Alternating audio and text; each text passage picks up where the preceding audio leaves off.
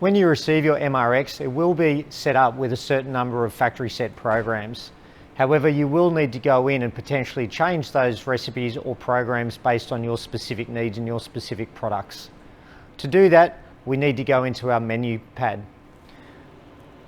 We simply go in and we enter a PIN code, and that PIN code can be set specifically to your site to restrict your staff members not being able to get in there and make changes that you don't want them to.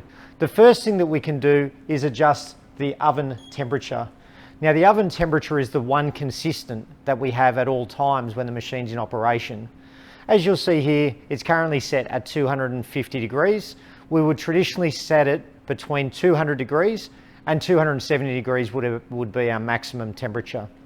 250 degrees tends to be a nice medium for most products, including your toasted sandwiches, your pies, your pizzas, and it will also allow for some of those longer time products such as lasagnas or heating up casseroles and stews to be done at that temperature range.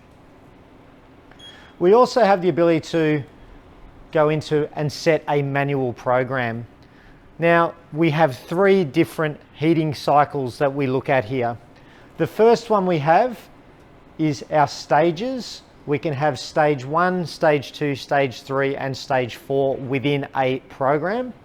And then with each of those stages, we can set a timer, a microwave amount, and a fan amount. When we use microwave energy, it's often more effective and efficient if we cycle microwave energy in and out. So we don't recommend that you would have 100% microwave all of the time. You may have 100% of microwave at the start. The microwave may then turn off for a period of time and come back on at stage 3 to provide that pulsing of microwave, which will provide efficiency in heating up your food. We then also have our fan speed, and our fan speed is designed to manage the external color of our food.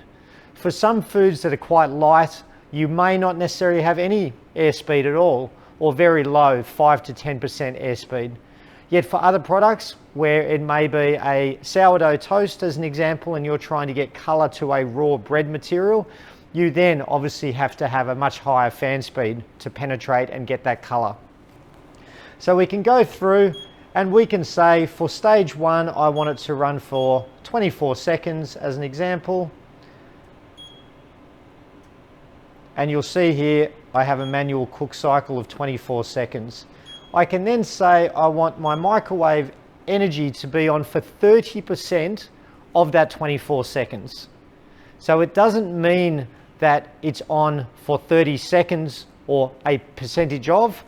It is within that 24 seconds. It will pulse in and out throughout the cycle to give us the best outcome. We can then set our fan speed, and our fan speed is 0, being no fan speed, all the way up to 100%, which is a high velocity fan, to give us that color.